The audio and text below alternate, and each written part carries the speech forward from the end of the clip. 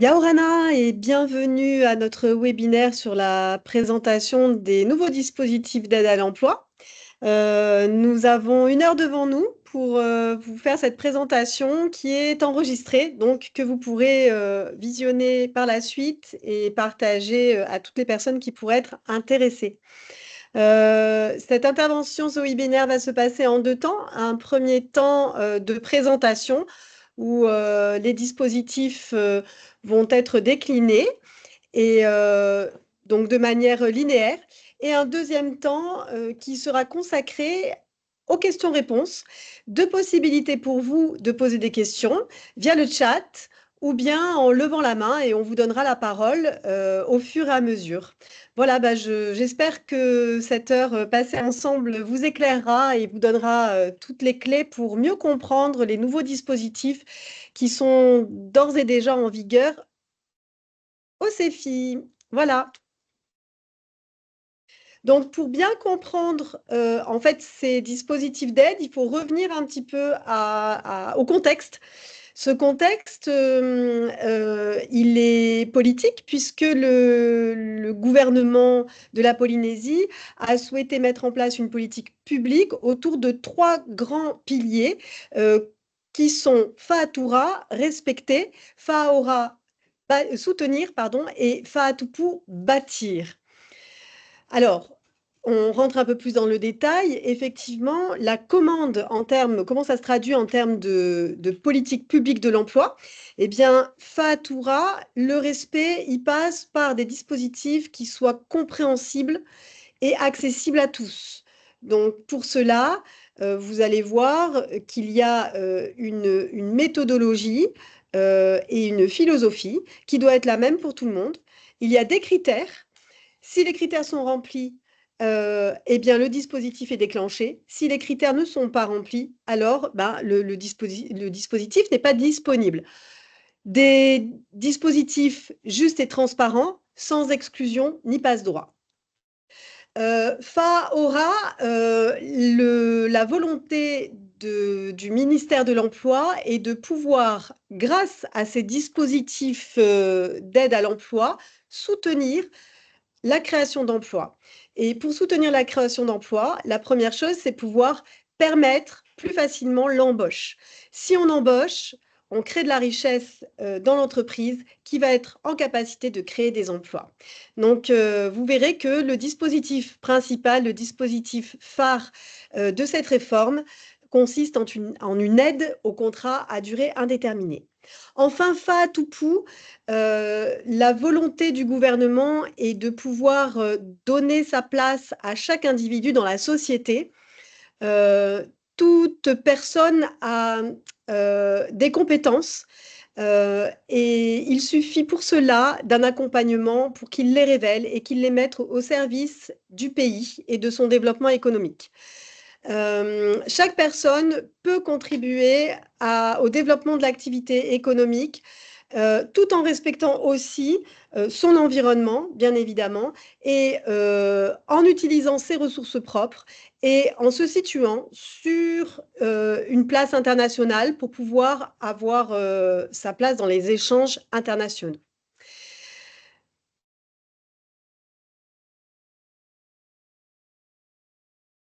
4 grands secteurs prioritaires sont visés par le gouvernement. Le premier secteur, c'est le secteur primaire au sens très large, l'agriculture, la pêche, la sylviculture, l'élevage, l'aquaculture, la perliculture. Le deuxième secteur, c'est le tourisme. Tourisme, donc c'est l'hôtellerie, la restauration, les activités touristiques. Donc ça, pareil, c'est un très très grand secteur. Les énergies renouvelables et le développement durable. Il est urgent de préserver notre territoire. Et enfin, le numérique et l'audiovisuel permettant à chacun de rester dans la course. À ces 4 secteurs prioritaires qui sont donc visés par le gouvernement et qui vont être prioritaires mais non exclusifs, vous verrez qu'ils sont fléchés, ils sont bonifiés, mais on n'écarte pas les autres secteurs. On y ajoute des secteurs qui sont, on dira, associés, comme l'action sanitaire ou sociale et l'aide à la personne. Ce sont des secteurs qui doivent être soutenues pour permettre à chacun de trouver sa place dans la société et que la société qui est construite soit inclusive. Également le secteur de la construction, qui est un secteur qui est en amont des autres secteurs. Je prends le tourisme par exemple, on a besoin à un moment donné de bâti, donc de soutenir la construction pour que des hôtels sortent de terre, des complexes, des bâtiments, et ensuite qu'on ait la phase d'exploitation.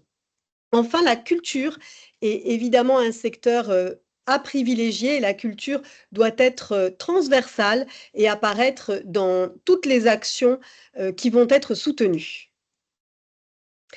Donc, une fois le contexte posé, on va rappeler aussi le rôle du CEFI, puisque les dispositifs qui vont vous être présentés ne concernent que les dispositifs d'aide à l'emploi que le CEFI délivre. Donc le CEFI, c'est le service de l'emploi, de la formation et de l'insertion professionnelle de Polynésie. Son objectif, c'est d'aider deux types de publics, le demandeur d'emploi et l'entreprise au sens très large, hein, l'entreprise qui peut être privée ou publique. Il faut impérativement que, d'un côté, ces demandeurs d'emploi qui sont en construction de parcours d'insertion et qui souhaitent intégrer le marché du travail puissent trouver un emploi donc, auprès des entreprises qui elles-mêmes sont à la recherche de profils et de collaborateurs qui viendront vraiment nourrir leur activité économique et bien sûr créer de l'emploi. Pour cela, l'objectif que s'est fixé le CEFI, c'est d'aider le demandeur d'emploi à accéder à l'emploi via le chemin le plus court. Donc, effectivement, il y a des dispositifs qui vont être proposés. Il y en a eu avant, il y en aura après. Hein. Ça, les dispositifs sont plus ou moins classiques et les mêmes dans tous les pays du monde entier. Néanmoins, l'objectif, ça va être de permettre à la personne de passer le plus rapidement possible de son statut de demandeur d'emploi à un statut de salarié ou chef d'entreprise éventuellement s'il se lance dans l'entrepreneuriat. S'il doit passer par un stade de stagiaire, ça doit être un stade vraiment limité dans le temps. On ne peut pas rester stagiaire toute sa vie. Stagiaire, ça n'est pas viable et ça n'est pas un objectif de vie. Donc, le premier grand dispositif, comme on vous l'a dit, le dispositif phare, c'est le TIAMA. Le TIAMA, c'est un dispositif qui s'adresse en fait aux entreprises, puisque c'est elles qui vont être aidées. Toute entreprise qui va embaucher un demandeur d'emploi, eh bien, va être accompagnée par le CEFI avec une aide forfaitaire mensuelle. Vous voyez sur le visuel, si on part sur la base, pour mieux comprendre, d'un CDI au SMIC, ce CDI, un SMIC brut, c'est 173 000 francs et quelques. Mais en fait, ça coûte à l'employeur en moyenne 224 000 francs. Hein, ça dépend bien évidemment des secteurs. Donc, on se rend compte que ça peut être une barrière pour une entreprise que d'embaucher parce qu'il va falloir tous les mois pouvoir s'assurer de sortir cet argent. Et ensuite, tous les ans, puisqu'on est en CDI, un contrat à durée indéterminée, donc il y a un pari un petit peu sur l'avenir et qui n'est pas évident, surtout sur les petites entreprises, puisqu'on sait qu'en Polynésie française, on a 85% de nos entreprises qui sont des toutes petites entreprises et beaucoup d'entre elles n'ont d'ailleurs pas de salariés. Donc, ce dispositif vise vraiment à inciter l'entreprise à ne pas avoir peur d'embaucher, à croire en ses ressources humaines, à faire un investissement en capital humain. Et donc, pour ça, elle va accompagner au minimum pendant 1 an l'entreprise en prenant en charge une partie du salaire. Donc, à minima, si l'entreprise embauche un demandeur d'emploi, eh bien, l'entreprise recevra 60 000 francs d'aide tous les mois. Si ensuite elle remplit d'autres conditions, alors elle va être élevée, elle va être aidée encore plus. Alors, quelles sont ces conditions? On a 2 types de conditions. La première condition, elle porte toujours sur l'entreprise. Si l'entreprise est une entreprise qui est dans l'un des secteurs prioritaires dont on a parlé tout à l'heure, ou bien si c'est une petite entreprise de moins de 20 salariés, ou encore s'il s'agit d'une association d'intérêt général ou d'une coopérative, ou enfin d'une CISAE, structure d'insertion sociale par l'activité économique, alors cette entreprise pourra bénéficier, si elle remplit juste une de ces conditions-là, qu'on met dans un seul panel de conditions, elle aura 20 000 francs de plus. Donc son aide passera d'une aide forfaitaire de 60 000 à 80 000 francs. Ensuite, si elle a embauché un demandeur d'emploi qui fait partie d'un public cible, comme un licencié économique ou bien un SDF ou encore un jeune, puisqu'on sait que les entreprises sont quelquefois frileuses pour embaucher des jeunes car ils sont inexpérimentés et parfois pas encore qualifiés. Ou alors un senior, même chose, les entreprises ont souvent des difficultés à réintégrer un senior dans l'entreprise parce que généralement il a des prétentions salariales assez élevées. Ou encore, si elle embauche un demandeur d'emploi qui est parti faire ses études ou a fait ses études à l'aide d'une bourse, il va être prioritaire. Ou enfin, si une personne, par exemple, a fait un parcours à un moment donné en prison, sort de prison, donc a un petit peu de mal à trouver un emploi, et si enfin la personne a une reconnaissance travailleur handicapé, donc toutes ces conditions au niveau du demandeur d'emploi, si l'une de ces conditions est remplie, alors c'est à nouveau un bonus de 20 000 francs.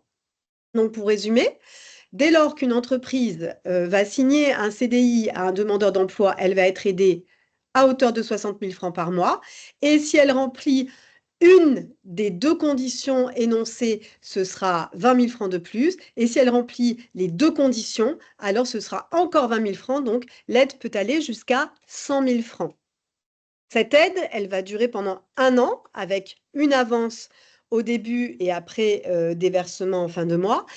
Cette aide sera prolongée d'une année supplémentaire si l'entreprise qui a utilisé un TIAMA a maintenu son effectif avec ce nouveau salarié constant, c'est-à-dire qu'elle elle ne s'est pas défait d'un de ses salariés, sa masse salariale est maintenue identique. Donc ça veut dire que le TIAMA a permis de créer un nouvel emploi et du coup le pays va aider cette entreprise une deuxième année. Donc 2 ans d'aide, ça peut être donc jusqu'à 2 400 000 francs qui est versé à l'entreprise.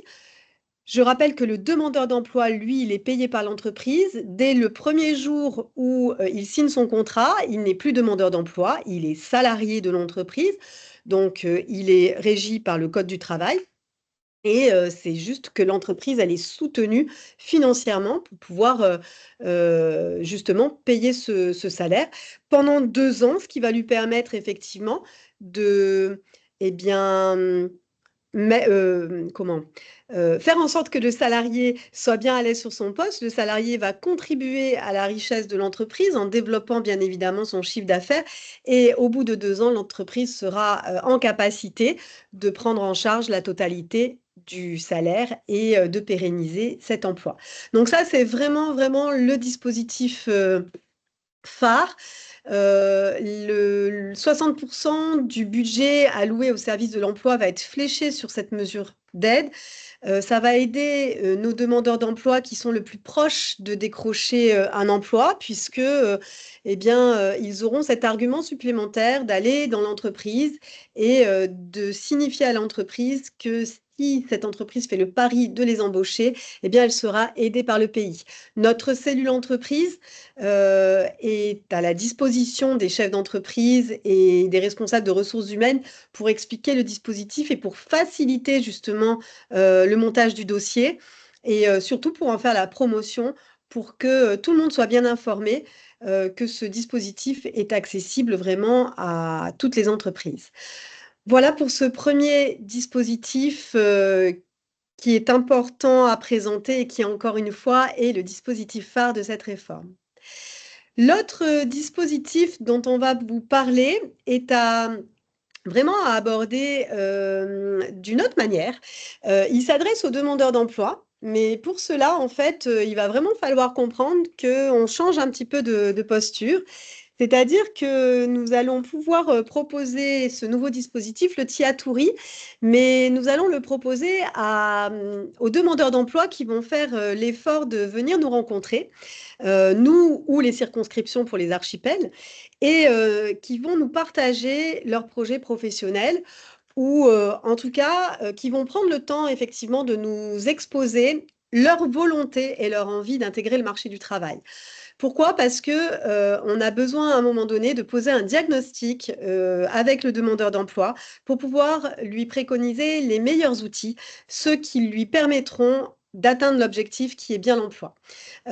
Pour cela, tous nos conseillers en emploi et en insertion, nos conseillers en évolution professionnelle, se préparent à ces nouveaux dispositifs et d'ailleurs sont en formation, en programme de formation depuis l'année dernière déjà, et souhaitent vraiment pouvoir accueillir chaque demandeur d'emploi et prendre le temps de l'accompagner pour construire un projet professionnel réaliste, c'est-à-dire choisir un métier visé qui corresponde aux aspirations du demandeur d'emploi, mais aussi qui corresponde aux offres d'emploi qui sont disponibles sur le territoire.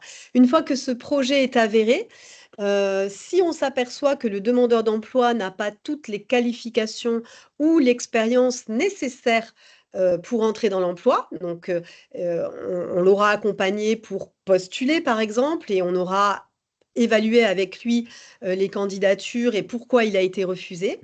On pourra à ce moment-là, pardon, l'orienter vers des formations, ça c'est pas nouveau, ça existe toujours, mais quand la formation n'existe pas, on pourra aussi lui proposer des stages, donc des tiatouri. Vous voyez ces deux tiatouri qui sont sur le visuel, avec un tiatouri qui s'appelle le HAMO, l'aide à la mobilisation opérationnelle des compétences, qui est vraiment ciblé sur ce demandeur d'emploi qui à qui il manquerait des compétences ou de l'expérience, qui se voit refuser les postes justement à ce titre-là, pour lequel il n'y a pas de formation disponible pour acquérir ces compétences. Et le conseiller en évolution professionnelle va alors lui proposer, lui prescrire un tiatouri, un stage de 8 mois dans une entreprise. Donc, et bien évidemment, il va falloir choisir précautionneusement ce stage parce que le stage devra se faire sur un poste du métier visé. Donc, s'en rapprocher le plus possible et sur un poste sur lequel son tuteur pourra l'aider à acquérir les compétences.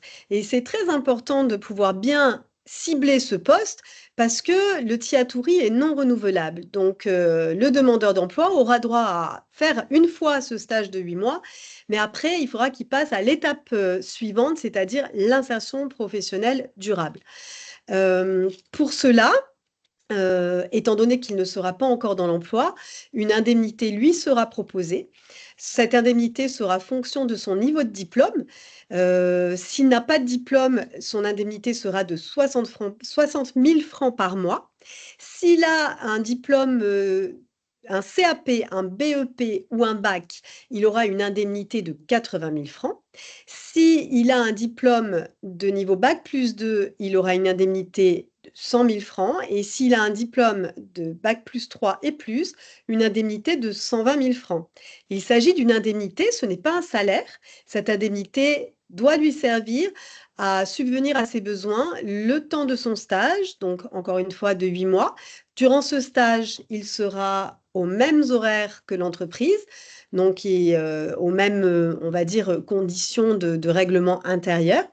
La grosse nouveauté dans ce dispositif Tiatouri, c'est qu'il sera affilié au régime des salariés de la CPS, c'est-à-dire qu'il va cotiser pour son assurance maladie, l'accident du travail, mais aussi pour sa retraite. Donc ça, c'est important.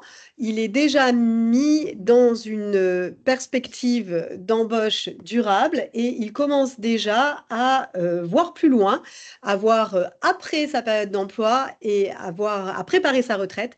Et donc, il pourra cotiser. Donc, ces cotisations seront prises en charge par le CEFI. L'indemnité qui est annoncée sur le tableau est celle perçue directement par le stagiaire durant la formation. À l'issue du stage, on espère bien sûr que l'entreprise fasse une proposition d'embauche, mais si jamais ce n'était pas le cas, parce que l'entreprise elle a ses contraintes et que quelquefois le contexte ou la conjoncture fait que l'entreprise ne peut pas proposer d'emploi alors qu'elle est pourtant un très bon lieu d'apprentissage durant le stage, alors il y aura un deuxième stage possible qui s'appelle le stage AI, un stage d'insertion en entreprise, qui permettra à ce demandeur d'emploi-là ou à un autre, hein, d'ailleurs, qui n'aurait pas fait de hameau avant, d'aller se tourner vers une entreprise qui a une perspective d'embauche et de lui proposer un stage de 3 mois seulement, durant lequel demandeurs d'emploi, futurs salariés et employeurs vont pouvoir faire connaissance. Le demandeur d'emploi, ça va lui permettre de rentrer dans l'entreprise en ayant 3 mois avec un statut de stagiaire, donc où il va apprendre un petit peu et prendre connaissance de son nouveau poste, se familiariser avec l'organisation, connaître les interlocuteurs qu'il a autour de lui dans l'entreprise, avant ensuite de passer à une contractualisation. L'entreprise, de son côté, ça va lui permettre de faire connaissance avec ce demandeur d'emploi et de vérifier que le profil qu'elle a vu sur le CV et en entretien est bien le même une fois accueilli dans l'entreprise. On parle de onboarding, on aime bien ces anglicismes qui dit que oui, le demandeur d'emploi a besoin de cette période de monter à bord un peu de l'entreprise et de prendre ses marques avant de pouvoir révéler tout son potentiel et que c'est bien de lui offrir cette possibilité avec un statut de stagiaire qui lui met peut-être un petit peu moins de pression. Les indemnités sont les mêmes que pour le hameau. En revanche, petit rappel, pas, un demandeur d'emploi qui a fait son stage hameau dans une entreprise ne peut pas, dans cette même entreprise, faire un stage AI. Hein. S'il a fait son stage hameau et que l'entreprise veut l'embaucher, elle n'a pas besoin de faire davantage connaissance avec lui. Au bout de 8 mois, elle est prête à l'embaucher et donc elle peut lui proposer, par exemple, un TIAMA. Voilà. Donc, l'idée qu'on doit garder, c'est que vraiment, la première chose à faire pour un demandeur d'emploi, c'est de venir se faire connaître au CEFI et de s'enregistrer. Il peut le faire depuis chez lui, hein, par Internet, mais après, nous lui demandons de venir prendre un rendez-vous et on lui attribuera un conseiller référent, c'est-à-dire qu'il aura toujours la même personne comme interlocuteur au CEFI. Et ce conseiller référent, c'est lui qui va travailler avec lui, avec tous les outils qu'il a à sa disposition.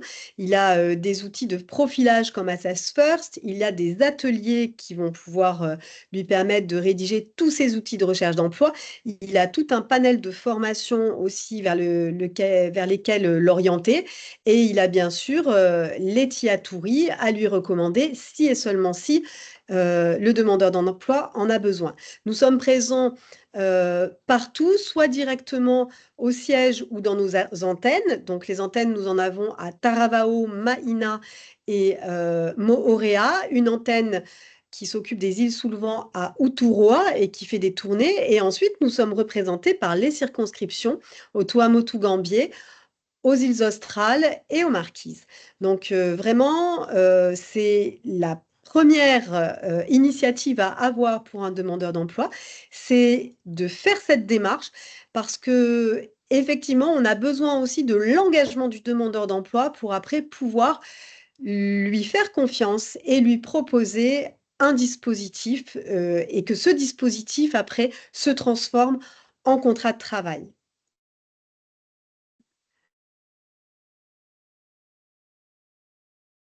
Juste pour rappeler que, il existe, chaque individu est unique et de ce fait, chaque individu, doit avoir un parcours d'insertion professionnelle, particulier et individualisé. Et c'est vraiment, ce que souhaitent pouvoir offrir comme accompagnement les conseillers du CEFI. certains pourront directement postuler sur des offres d'emploi. D'autres, il leur faudra peut-être un parcours un peu plus long, avec de la formation, avec du stage, l'un ou l'autre, avec des ateliers d'accompagnement. En tout cas, ce parcours doit être accompagné par des professionnels de l'emploi et de l'insertion qui seront là pour aiguiller et prescrire les bons dispositifs aux bonnes personnes. Un dernier dispositif qui s'adresse, donc si vous l'avez vu précédemment, pour le TIAMA, on s'adresse aux entreprises et aux associations.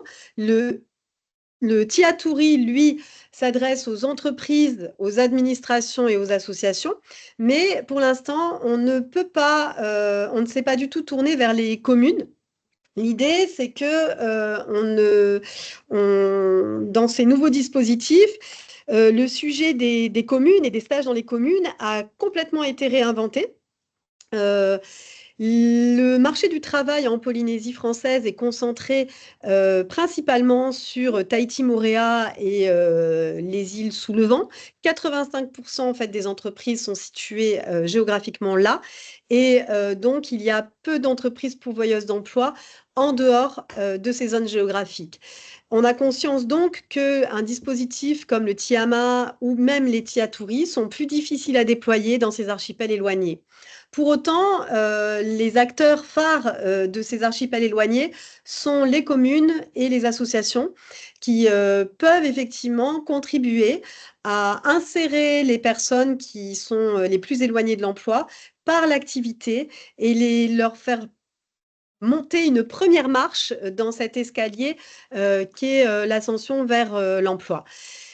Nous avons lancé des projets d'insertion par l'activité communautaire à l'attention des communes et des associations. Les communes et les associations se sont positionnées, nous ont envoyé leurs projets. Ces projets seront étudiés par une commission le 1er octobre. Et les projets qui seront retenus vont faire l'objet d'un appel à candidature donc par commune associée. Pour les habitants de ces communes associées qui pourront se positionner pour contribuer à ces projets. Donc, pour chaque projet, une équipe de 6 personnes sera constituée. Cette équipe sera constituée d'un demandeur d'emploi senior de plus de 50 ans qui a des compétences, qui est bien sûr un demandeur d'emploi, hein, mais qui a des compétences dans le projet qui est proposé et qui a envie de partager justement ses savoir-faire. Et 5 TAIA qui sont des plus jeunes, de moins de 50 ans, demandeurs d'emploi, très éloignés de l'emploi, sans qualification, sans expérience. S'ils ont un diplôme, il faut qu'ils aient un diplôme, mais qui ne l'aient pas utilisé depuis un certain temps et qui ont envie de participer à ce projet. Ce projet, on va le suivre de près puisqu'il y a un livrable qui est attendu à la fin. Et donc, on suivra cette petite équipe de 6 personnes par projet pour atteindre une livraison au bout d'un an. Et du coup, un développement de compétences, un transfert de compétences d'un aîné à des plus jeunes. Et donc, une montée en compétences des plus jeunes et surtout une insertion par une activité communautaire au bénéfice d'un territoire, d'une zone géographique bien ciblée. Donc, l'appel à projet tremplin est en cours. Nous aurons le privilège au mois d'octobre de publier tous ces appels à projets pour que tous ceux qui ont envie de candidater candidatent et pour sélectionner les candidats, lorsque les candidats sont en surnombre, un tirage au sort sera effectué de façon à garantir une équité d'accessibilité à ces dispositifs TIAPA et TAIA et qu'on ait le plus de projets et le plus de candidats qui puissent participer. Voilà pour nos dispositifs phares. Je rappelle le TIAMA, qui est le dispositif phare, l'aide au contrat de travail. Le Tiatouri, qui se fait sur prescription d'un conseiller en évolution professionnelle, qui est un stage pour monter en compétences et intégrer un emploi. Et enfin, les TAIA et les TIAPA pour les personnes sans emploi, les plus éloignées de l'emploi et surtout du marché du travail, et qui vont pouvoir participer à des projets portés par les communes et les associations. Un petit résumé pour terminer cette intervention. Dans les dispositifs, finalement, dans les dispositifs, qu'est-ce qui existait, qu'est-ce qui n'existe plus, qu'est-ce qui est maintenu et qu'est-ce qui est nouveau? Eh bien, ce qui disparaît, et ce qui a disparu d'ailleurs, c'est la CAE et le CVD. Donc, ces dispositifs ne sont plus disponibles. Les dispositifs qui sont maintenus, c'est le stage d'insertion des travailleurs handicapés. Celui-ci est maintenu. Et l'ICRA, bien sûr, qui est maintenu. Et nos nouveaux dispositifs, stages, ce sont les TIATURI et TIAPA et TAIA. En ce qui concerne les aides au contrat de travail, l'ACT et l'ACT prime disparaissent au profit du TIAMA. L'apprentissage est maintenu. L'ACT Pro également, avec très prochainement la possibilité, avec un TIAMA, de pouvoir finalement accéder à un ACT Pro plus facilement. Et le contrat pour travailleurs handicapés qui est maintenu car il est plus avantageux pour certains travailleurs handicapés. Donc le travailleur handicapé pourra s'orienter soit vers un TIAMA, soit vers un contrat pour travailleurs handicapés en fonction de sa reconnaissance Cotorep. Un dernier dispositif dont on n'a pas parlé dans la présentation, car pour l'instant, il n'est pas déployé. C'est le TIARAMA, qui est un dispositif qui s'adresse exclusivement aux CISAE, donc les structures d'insertion sociale par l'activité économique, et qui pourront, lorsqu'elles auront pu mettre en place des projets, bénéficier d'aides au contrat de travail avec une prise en charge du CDD à hauteur du SMIG pendant 2 ans pour un certain nombre de salariés. Ça, ce sera en fonction de la taille en fait de la CISAE pour les aider justement à mener cette mission d'insertion sociale par l'activité économique. Petit récapitulatif auquel vous aurez accès dès que nous aurons terminé ce webinaire et qu'on vous enverra. Et petit planning de mise en œuvre, excusez-moi. Donc, à l'heure actuelle, tous les dispositifs sont disponibles, bien sûr. Donc, le TIAMA, c'est un dossier qui est téléchargeable, donc à l'attention des entreprises. Toutes les entreprises peuvent déjà constituer leur dossier. On est prêt à démarrer les premiers dispositifs au 1er octobre. Donc, vous pouvez constituer vos dossiers. Les TIATURI, pour cela, j'invite les demandeurs d'emploi à venir voir leur conseiller référent parce que c'est eux qui pourront leur octroyer, s'ils en jugent l'opportunité, ce TIATURI. On pourra en démarrer dès le 1er octobre. Et les projets tremplins, comme on vous l'a dit, la commission se réunit le 1er octobre déjà pour identifier les projets qui ont été sélectionnés. Et l'appel à candidature nous permettra ensuite de sélectionner les TIAPA et les TAIA pour qu'ils puissent démarrer ces beaux projets à partir du 15 novembre. Voilà, nous arrivons au terme de cette première partie du webinaire avec la présentation des dispositifs d'aide à l'emploi et on va passer donc aux questions. Je vais regarder si... ok.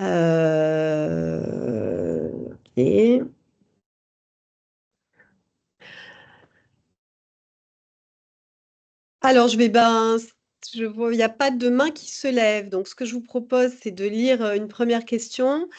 Donc, pour les stages à mots, est-ce que c'est le DE qui doit trouver son entreprise de stage ou est-ce que c'est les conseillers emploi qui peut proposer des entreprises ou est-ce que l'employeur qui est volontaire pour accueillir un stagiaire et se faire connaître auprès du CEFI? Oui, merci pour cette question, Raymana. Alors, bien évidemment, de toute façon, il faut que ce soit le demandeur d'emploi qui soit acteur de sa recherche de stage. C'est primordial. Il a choisi, je rappelle, normalement, grâce à l'aide de son conseiller, un métier qu'il a envie de faire.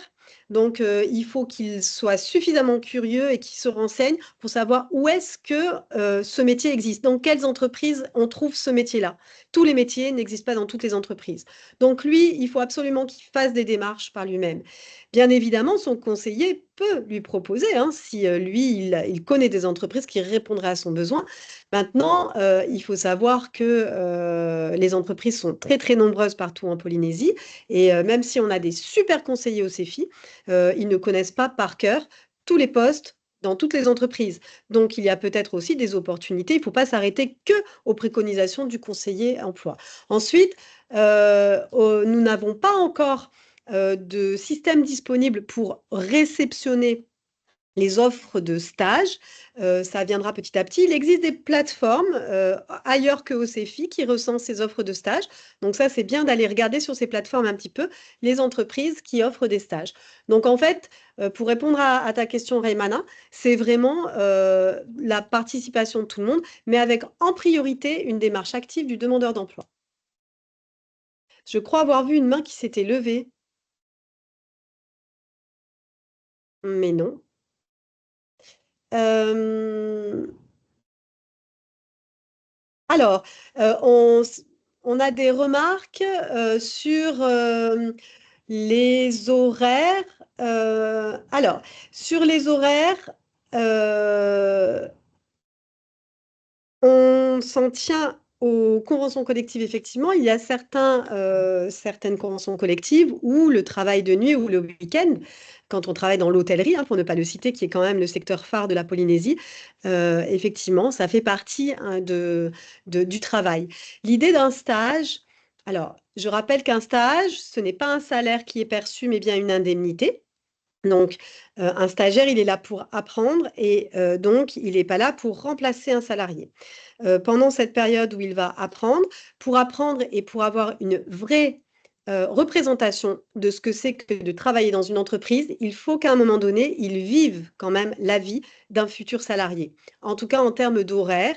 Et aller travailler, par exemple, en restauration sans travailler le soir, ou en hôtellerie, hein, ou sans travailler le week-end, ça va être compliqué après pour cette personne de trouver un emploi avec ces mêmes horaires. La réalité, c'est qu'en général, on cherche des personnes toujours avec, il y a 2 jours off consécutifs, voilà, mais qui vont pouvoir s'adapter justement à la réalité du marché du travail. Donc, c'est vrai que c'est dur, mais d'un autre côté, c'est aussi un moyen pour le futur salarié de choisir sa voie et de vivre la vraie réalité à partir du moment où il est en stage. Alors, pour les personnes qui sont dans les îles, il ne faut pas qu'elles hésitent. Alors, à prendre contact avec la circonscription, même si effectivement la circonscription elle est à Papeete, il est possible de téléphoner, il est possible d'envoyer des emails. Vous pouvez aussi contacter. Alors, c'est mieux de passer de toute façon par la circo et la circo après peut échanger avec vous et ensuite prendre rendez-vous avec nous. C'est vraiment votre point d'entrée, ce sont les circos qui feront le relais et nous, on sera là aussi pour répondre à vos attentes.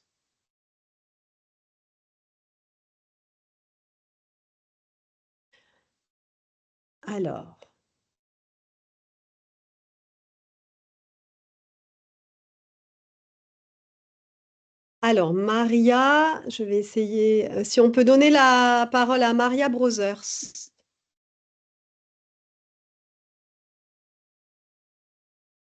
Je ne sais pas si je peux. Je n'ai pas la main. Attends, Maria, excuse-moi, mais je vais demander à ce qu'on te donne la main.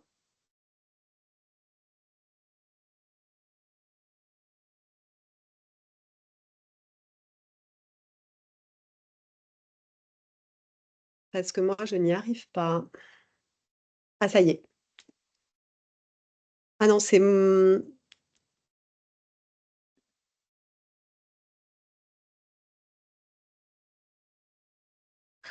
Vanessa, c'est Manu qui parle. Attends, Oui, Alors, ok. Je vais t'aider pour cette partie. Je vais mettre ma je n'ai pas la main, caméra. moi. Alors, On a les Maria et Moana activités. qui veulent poser des questions. Ok, en attendant, il y avait une question de Jade aussi. Attends, bah, comme ça, en Oui. attendant, est-ce que tu peux répondre à la question, est-ce qu'une personne en CDD peut espérer pouvoir bénéficier du dispositif Tiama pour passer en CDI? Non, si la personne est en CDD, elle est déjà salariée, elle n'est pas demandeur d'emploi. Donc, le CDD se poursuivra en CDI, mais pas aidé avec un TIAMA. Les TIAMA sont réservés vraiment pour les personnes qui sont demandeurs d'emploi, donc enregistrés au CEFI et qui sont venus nous rencontrer, bien sûr, pour faire valider leur leur projet professionnel. Pardon. J'arrive pas non plus à... J'ai pas Ah la bah main sur mince le alors. micro de Moana. Euh, Alors, j'ai Tiatouri. Le dispositif Tiatouri est-il accessible uniquement pour des futurs salariés ou également aux porteurs de projets?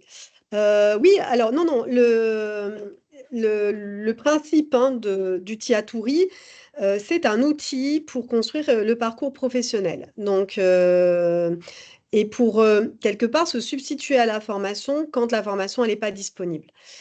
Si le parcours professionnel d'un demandeur d'emploi porte sur de l'entrepreneuriat, on peut effectivement lui préconiser, donc ça c'est pareil, hein, c'est un échange qui va se passer avec son conseiller référent. Son conseiller référent pourra lui conseiller, alors on a quand même une formation qui s'appelle la formation créateur et gestionnaire d'entreprise, qui est déjà bien axée sur ces projets-là. Mais si c'est par exemple quelques compétences métiers, alors il pourra se tourner vers un Tiatouri pour développer certaines compétences métiers qu'il n'aurait pas. Donc oui, mais effectivement, ce sera au regard du projet professionnel qui est visé. Moana, il a utilisé le chat, je pense, c'est bien, parce qu'on n'arrive pas à activer son micro. Et il a mis sa question, Yorana, le dispositif Tiatouri et Tiama peut-il être compatible avec un plan de formation type ACT Pro en parallèle? Je pense notamment aux professions nécessitant des obligations de diplôme pour exercer. Alors, le Tiatouri, la personne, elle est stagiaire, donc comme elle n'est pas salariée, non, c'est vraiment à dissocier parce que la CT Pro est financée par le Fonds paritaire de gestion. Donc, c'est pour les salariés des entreprises. Donc, Tiatouri, non. En revanche, un salarié, pardon, si l'entreprise bénéficie du TIAMA, c'est ce qu'on est en train de caler avec le fonds paritaire de gestion, hein, c'est que effectivement, il pourra faire financer son plan de formation par le fonds paritaire, comme c'était le cas avec l'ACT Pro. Donc en fait, c'est un ACT Pro version bonifiée, puisque la prise en charge de la formation par le fonds paritaire se poursuit, et par contre, l'aide du TIAMA est plus intéressante que celle qui était fournie par l'ACT Pro.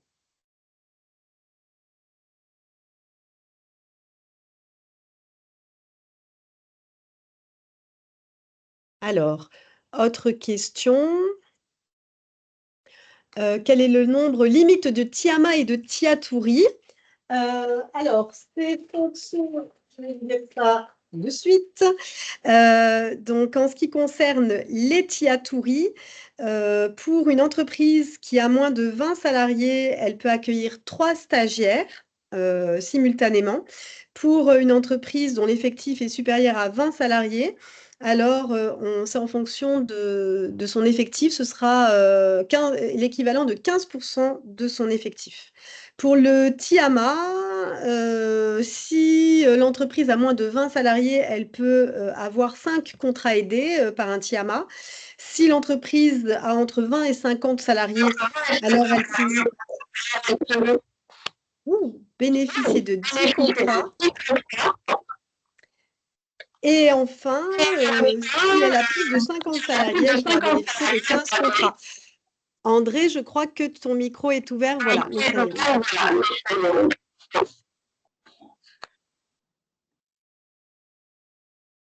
Est-ce que... Ouais, non, c'est bon. Voilà, André a refermé son micro. Super. Est-ce qu'il y a d'autres questions?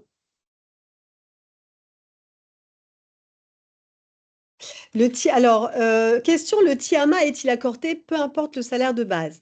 Le TIAMA, alors le salaire de base minimum, c'est le SMIC. Pas possible que ce soit en dessous, sauf si c'est du temps partiel. Si c'est du temps partiel, le forfait est au prorata, hein, c'est-à-dire que pour un mi-temps, à ce moment-là, ce sera un demi-forfait. Après, sinon, le forfait reste identique, mais bien sûr, l'entreprise peut proposer un salaire beaucoup plus important selon le poste. Il n'y a pas de limite au-dessus. Pour les seniors des TIAMA, on me pose la question, c'est quoi l'âge des seniors? Eh bien, c'est plus de 50 ans jusqu'à l'âge de la retraite.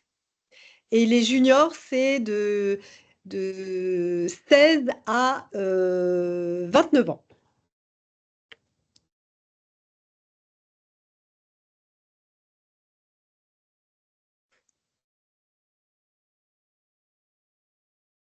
Alors, une autre question. Un actuel CVD que l'on veut passer en TIAMA est-il bien considéré comme un demandeur d'emploi? Absolument. Tout bénéficiaire, un TIA-TOURI, un CVD ou un CAE, hein, parce qu'il y a encore quelques CAE qui sont en cours, ils sont considérés comme des demandeurs d'emploi sous dispositif d'aide à l'emploi. Donc, vraiment, ils sont, même j'aurais envie de dire, prioritaires pour basculer en TIAMA.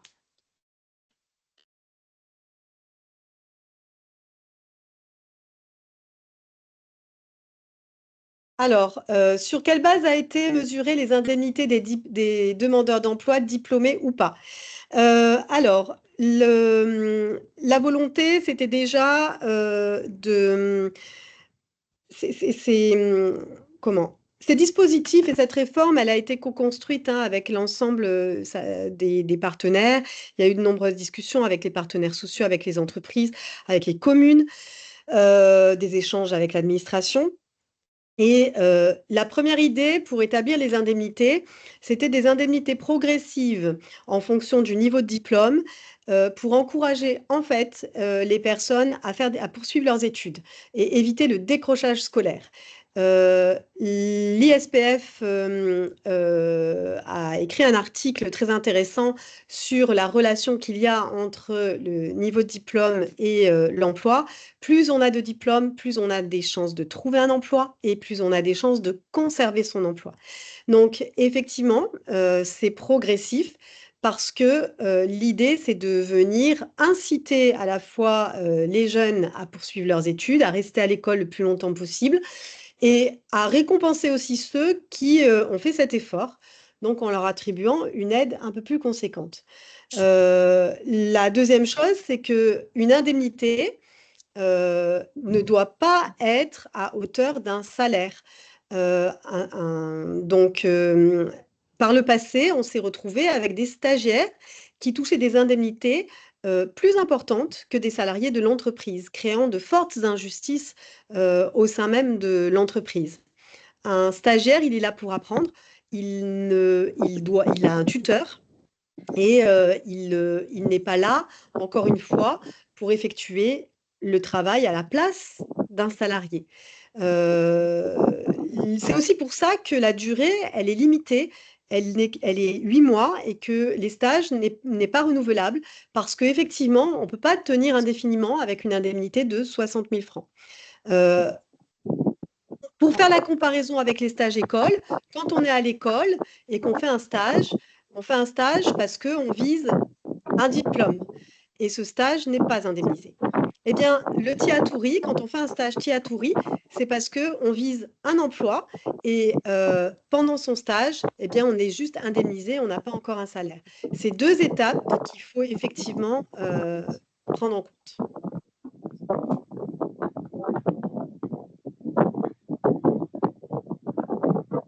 Alors, Gaston pose la question pour le TIA-TOURI. Le TIA-TOURI, en fait, effectivement, s'il y a une personne qui tombe enceinte ou en maladie, dans ces cas-là, on va résilier la convention. Ça dépend de la durée en fait de l'arrêt, mais pour une personne qui est enceinte, on est dans ce cas-là.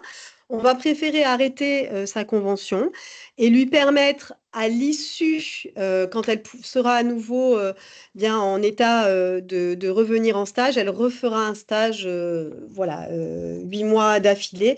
Pareil pour quelqu'un qui serait en maladie un peu trop longtemps. Si par contre quelqu'un est en arrêt de maladie pour une courte durée, alors dans ces cas-là, non, ce ne sera pas interrompu.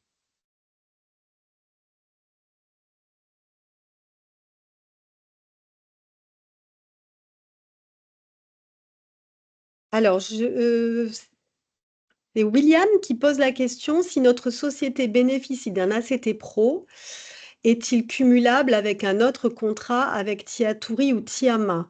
Alors, Tiatouri, ce n'est pas un contrat, hein, c'est un stage, donc vous pouvez accueillir un stagiaire et c'est complètement décorrélé de l'ACT Pro. Si vous avez déjà un ACT Pro, ne touchez pas à votre ACT Pro, hein, on ne peut pas le transformer, il faut continuer avec l'ACT Pro pour votre salarié. Et si vous avez un nouveau salarié, on peut faire un TIAMA et ensuite voir avec le fonds paritaire pour la prise en charge de la formation.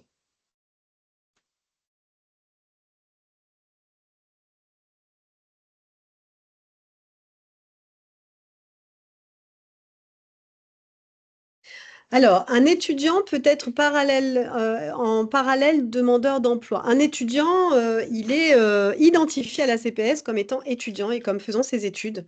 Donc, alors, il peut être demandeur d'emploi, mais il n'est pas éligible au dispositif d'aide. En fait, être demandeur d'emploi, on peut être salarié et être demandeur d'emploi. Cette notion-là, le fait d'être demandeur d'emploi, finalement, bah, il suffit de vous enregistrer au CEFI et vous êtes demandeur d'emploi. En revanche, pour être bénéficiaire de ces nouveaux dispositifs, il faut être sans emploi et il faut être dans une recherche active, donc dans un parcours professionnel de recherche d'emploi pour pouvoir bénéficier de l'aide. Donc, si on est étudiant, on a un autre statut, on est en train de faire ses études et donc on ne peut pas bénéficier des dispositifs. Pour un patenté, ça va être la même chose. Alors, avec une petite nuance près, c'est que le patenté, il y a beaucoup de patentés à l'heure actuelle qui ont une patente, mais qui finalement ne vivent pas de leur patente. Donc, on va s'en référer au régime qu'il a à la CPS. Si il est au RSPF, alors il est considéré comme demandeur d'emploi. En revanche, s'il est au régime des non-salariés, alors il ne pourra pas bénéficier des mesures d'aide.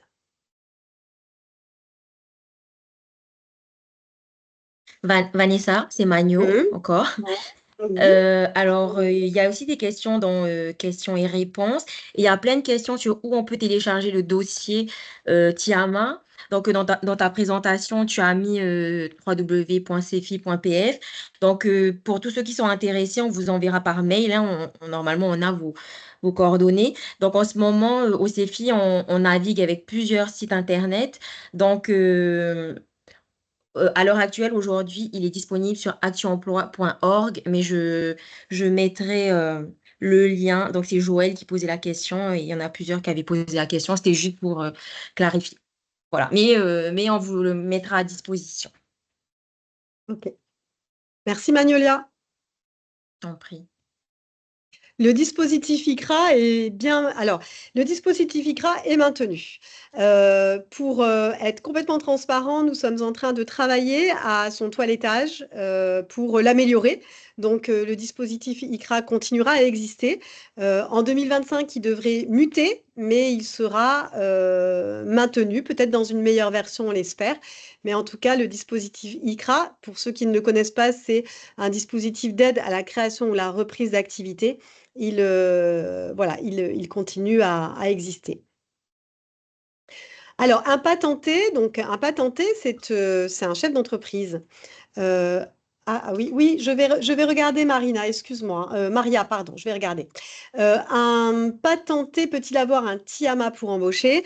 Oui, puisque un patenté, bah, c'est un chef d'entreprise. J'imagine que tu fais référence, Stéphanie, à un auto-entrepreneur ou un entrepreneur individuel, en tout cas quelqu'un qui n'a pas de salarié.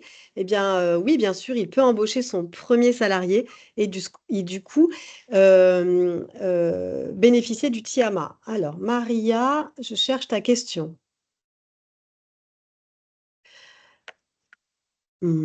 J'ai actuellement, je lis hein, en même temps, j'ai actuellement une jeune fille qui va finir son CAE que l'on a entamé le 1er décembre 2023. Comment est-ce que je dois procéder pour bénéficier du TIAMA en l'embauchant en CDI à temps complet? Ben, comme l'a dit Manulia tout à l'heure, tu peux télécharger d'ores et déjà le dossier TIAMA et ensuite n'hésite pas, sur notre site, tu as toutes les infos, à te rapprocher de la cellule entreprise. Entreprise avec un s @cefi.pf pour si tu as encore des incompréhensions, mais il suffit de déposer le dossier et on pourra à ce moment-là ben, poursuivre le stage de cette personne par un TIAMA.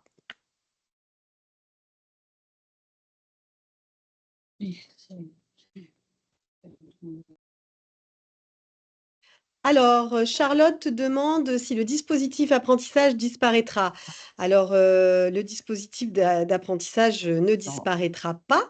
Le dispositif d'apprentissage à l'heure actuelle est dans une bulle expérimentale, c'est-à-dire que pendant 3 ans, depuis le 1er janvier 2023 jusqu'au 31 2025, il a été modifié. Il est dans une version expérimentale de prototypage et du coup, on l'observe, hein, on le suit, on l'analyse, on l'évalue. Pour votre information, cette année, on aura atteint l'objectif des 300 contrats démarrés cette année, mais en tout, c'est plus de 500 contrats d'apprentissage qu'on suit à l'heure actuelle. Donc vraiment, c'est un dispositif qui marche très bien. Dès le début de 2025, nous allons déjà avancer sur l'évaluation pour pouvoir, dès le 1er janvier 2026, faire atterrir une version définitive de l'apprentissage, donc qui va sans doute un peu être modifiée parce qu'on aura beaucoup appris de ces 3 années d'expérimentation. Il y a des choses qui ont bien marché, il y a des choses peut-être qui ont moins bien marché. Donc l'idée, c'est vraiment d'aller sur après un dispositif pérenne et le meilleur possible.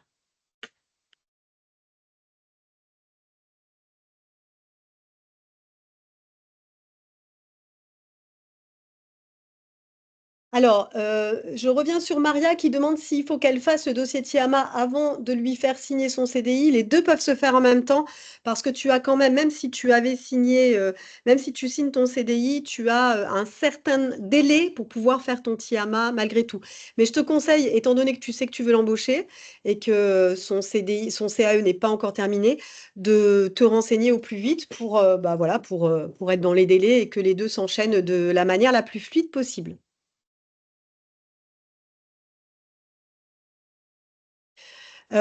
Solène, je te confirme que quelqu'un qui est en CDD dans l'entreprise ne peut pas poursuivre avec un CDI aidé, c'est-à-dire accéder au TIAMA. La personne qui est en CDD à l'heure actuelle dans l'entreprise n'est plus considérée comme demandeur d'emploi, elle est salariée.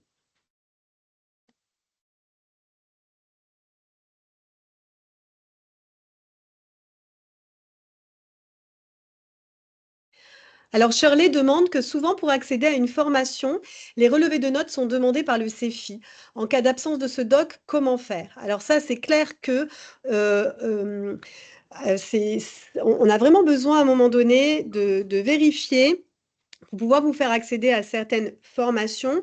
Et ça, c'est pas le fait du CEFI, hein, c'est le fait des certifications. Pour accéder à une formation, et notamment si elle est diplômante à la fin, on a besoin de prérequis. Ces prérequis, on les vérifie, soit grâce au relevé de notes, qui montre que si vous avez eu des notes, eh ben, on est en capacité de dire si vous avez eu ou non votre diplôme, ou soit avec le diplôme, soit avec voilà, une attestation. On a besoin à un moment donné d'avoir ces informations-là. C'est ultra important et vraiment, il faut le dire à tout le monde.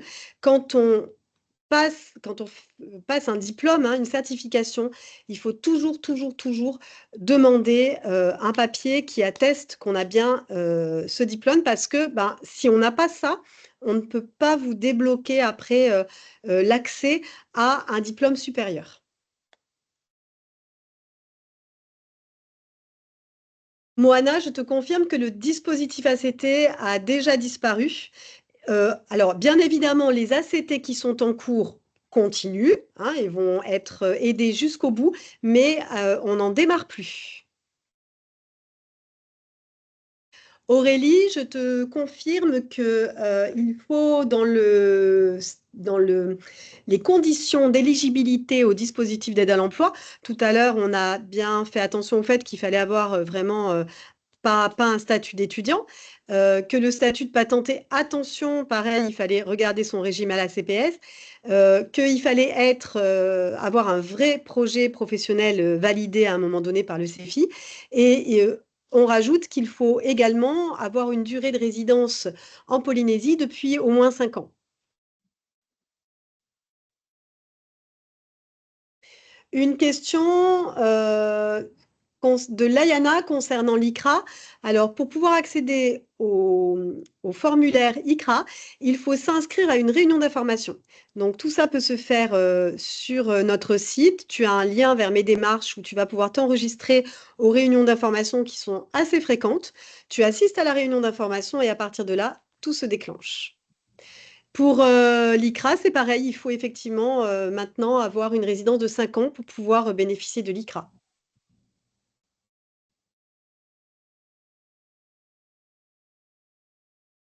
Noëlla me demande, mon concubin est salarié et moi, je ne travaille pas. Est-ce que je peux avoir un tiama ou un tiaturi? Alors, le statut de ton concubin est différent du tien si tu es demandeur d'emploi, si tu es enregistré au CEFI, si tu es rentré dans un parcours d'insertion professionnelle avec le CEFI, tu es éligible au dispositif.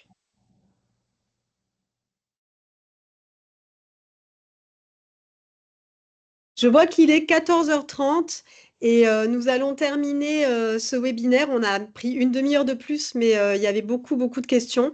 Donc, je vous remercie à tous d'avoir participé pour vos questions. On va essayer de répondre, si c'est possible, par chat à vos questions, s'il y en a auxquelles on n'a pas eu le temps de répondre. Et bien sûr, ce webinaire a été enregistré, donc vous pourrez le visionner à nouveau si besoin. Voilà, merci beaucoup, merci à tous. Et le service de l'emploi est à votre disposition.